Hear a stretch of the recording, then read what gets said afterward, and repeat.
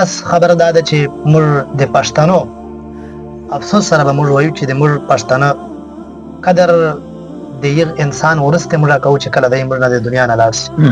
شیخ ادریس صاحب شهادت یو خلوی مقام منده کو بشکه د انسان خواهش و تمنا وی شهادت او موږ تاسو محروم اسلو.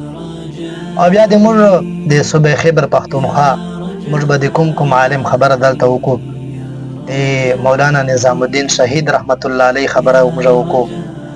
موږ د مولانا حسن جان شهید رحمت الله علیه خبره وکړو.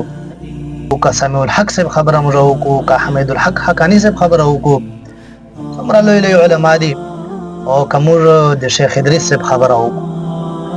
وګوره هغه شاعر د وایي کنه چې صد جلوس صد جلسه او صد غزا شهیدان مونږ به هنره پښتنو سره بلا شهیدان په میدان ما جنگوي مال شابسای را کوي.